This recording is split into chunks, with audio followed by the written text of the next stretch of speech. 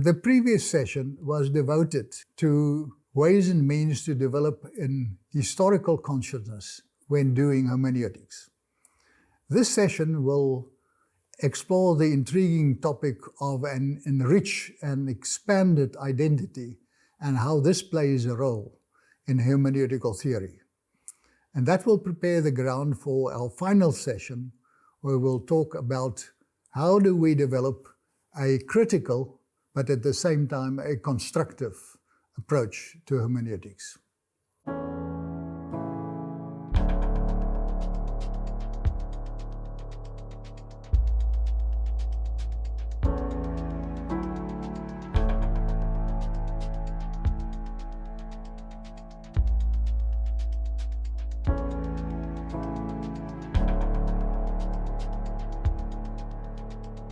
The topic of this session is an expanded or enriched identity.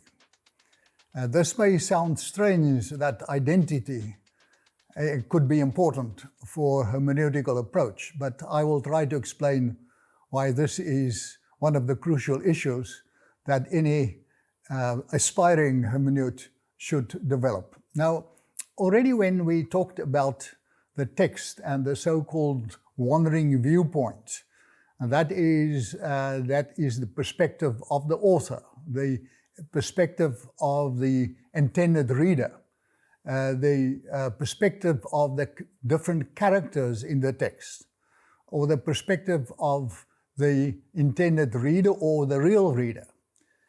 We already encountered a range of perspectives. So when we link that again with the idea of horizons of understanding, that was introduced to us by Gadamer, it becomes very clear that we don't only have two horizons that which we should bring together and merge, but in fact a multiple series or a range of horizons. And it is because of this complexity of horizons or multiple nature of horizons that the issue of identity, that is how we think about ourselves and how we present ourselves, could be a very important dimension of an adequate hermeneutic as we go along. Now, the question actually is our current idea of identity and our own identity suitable for the process that we are engaged in, where we have to deal with multiple perspectives? It's important that we distinguish between group identity and individual identity, because you follow different strategies in both cases. Group identity is based on inclusions and strategies of convergence to bring people together. Individual identity is really separating yourself from the rest, and that follows a strategy of exclusion. Now, the essence of identity, of self-awareness, which is a very important phase in the development of any individual and is essential for the growth of that person, is the realization that I'm not my father, I'm not my mother, I'm somebody separate from my brothers. I am somebody on my own. Now that realization of what is also called individuation is the cornerstone of the formation of self-identity. But as I already indicated, the strategy here is to separate, really to define yourself by what you are not. And in that sense, narrowing down what your own identity and who you yourself is. Now, this narrow kind of identity is also the basis of what we nowadays call identity politics. And this is a strategy that has been used for a wide spectrum of minority groups very effectively to mobilize and to make sure that they receive their due in terms of rights and positions and possibilities in life. This identity politics, and it is really a subject on its own, has very important and negative consequences for human solidarity and for social cohesion. But we'll leave that for a moment and discuss that later. So the point I'm trying to make is the normal way that individual identity is formed is in stark contrast with the complexity of the environment we find ourselves and the reality that we have to deal with. And therefore the question, as I said in the beginning, is our current concept of identity, and especially individual identity, suitable for this complexity? I've already referred to the ideas of Francis Nyamnyo that stresses the incompleteness of the human condition, the fact that we are dependent on others and that there are limits to our own insights and possibilities. Now, this idea of incompleteness helps us to move from a very narrow concept of identity to something that is more inclusive and more complex. So the question becomes, and that is my challenge to you, why not adopt an enriched or a multiple identity as a project for yourself? This may sound strange at the beginning, but let me explain what I mean by this. The fact is that we are not only tied to a singular way of seeing the world and understanding ourselves.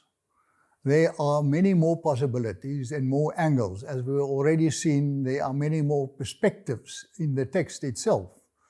But the reality where we find ourselves is in itself already more complex. When I talk about adopting an enriched or enlarged identity, the precondition for that is not denying or rejecting the identity you have. This is what you bring to the table. This is who you are, where you come from, and it's essential that this singular identity that you've been working with and understanding yourself up to this stage, that this identity is brought into a wider framework and a wider world that can be expanded and enriched. And therefore, we are looking towards a different form of identity formation, one that is driven by inclusion instead of exclusion, and one that is characterized by a willingness and openness to cross borders, to test new terrains, and to expand one's own vision and understanding of reality. What I'm talking about is developing a dynamic understanding of identity, which is an open-ended identity that can grow, develop, expand in all directions. Now, to give a practical example of what I mean, if you like classical music or Moroccan food or Japanese architecture, why not make that part of your own personality and your own identity? There's nothing that prohibits that. In fact, it is open there for you to embrace, and in that way to expand your own horizons. We are, in actual fact, much more diverse than what a single identity would indicate. And we already are moving across the borders of our own personality. A very interesting example is the writer Alan Malouf. And I would like to encourage you to read his little book with the single title, On Identity. Now, Malouf grew up in Lebanon, a country that has been half Muslim, half Christian. He grew up not as a Muslim, but as a Christian, because from his mother's side, they were Roman Catholic connections, and she ensured that he went to a Roman Catholic school. But the wider society he found himself in and grew up was indeed Muslim. Of course, he knows Arabic as his mother tongue, but he learned French in the Jesuit school that he attended. And because of the close ties between Lebanon and France, he started writing in French. In this book, then relates that he's often asked, but what are you really? Are you Lebanese or French? Are you Muslim or Christian? Are you French or Arabic? And he could never answer those questions because in his own estimation and in his own experience, he was all of these things. When asked these questions, it was not only difficult for him to answer, but he explains that his own experience was that he was the same and single person. So he did not experience his own life as somebody who have different or a series of identities. He says, I haven't got several identities. I've just got this one identity, but it's made up of many components combined together in a mixture that is unique to me as an individual, but also to every individual. And that is what really the essence of an enriched or a multiple or an expanded identity could mean. It is not finding yourself between different personalities that you have to move and to jump, but being yourself, but aware that that self is filled with components of a wide and rich variety. One of the important insights is that identity, when it comes to gender orientation, also covers a spectrum. And the research done by Gilligan has been very revealing that the normal socialization of boys by society and by their parents is to emphasize the male dimensions or aspects of identity. And on the opposite side, emphasizing the feminine dimensions of identity and personality when dealing with the education of girls. But in actual fact, as Gilligan shows, sexual orientation is a whole spectrum of possibilities, and people can find themselves on any specific point of that spectrum. An insight into the complexity of our own personalities and our own identity prepares the way for another form of complexity, and that is interdisciplinary research. This is the kind of research that the Stellenbosch Institute for Advanced Study promotes, and that is for people to cross the borders of their own discipline and to start a dialogue with their colleagues working in totally different fields.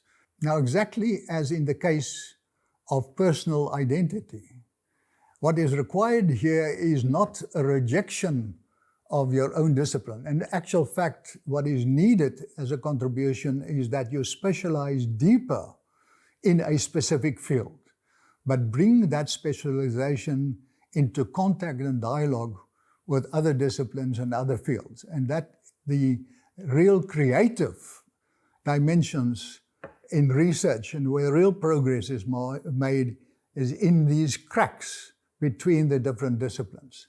So interdisciplinarity is another expression of this complexity that we find also in identity formation. It is in this regard that Francis Nyamno talks about convivial scholarship, a scholarship that is willing to share and a scholarship that is willing to cross borders. And this enables researchers from unusual places, not from the dominant cultures of the West and the North, to make a contribution to science and scholarship on an equal footing.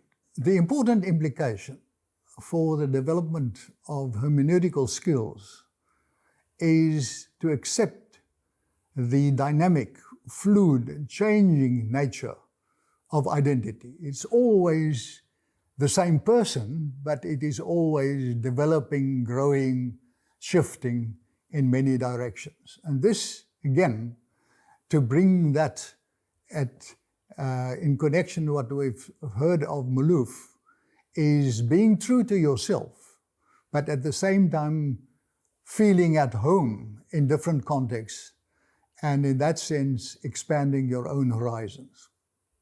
Malouf, in this regard, talks about forming wider allegiances and becoming part of a fuller spectrum of humanity in this expansion of your own identity. So to repeat again, developing an enriched and expanded identity doesn't mean to discard or deny your original identity, your own history, your own background. It is exactly that contribution that is the starting point for this process of expanding. I would like to end with a Dutch proverb that goes as follows: Zoveel talen als ik kan, zoveel malen ben ik man. So the number of languages I could speak means that I am that number of persons in actual fact. So the embracing of a language and of a culture that is not my own, in actual fact, make myself more than one person, but 2, 3, 4 in the spirit of an expanded and enriched identity.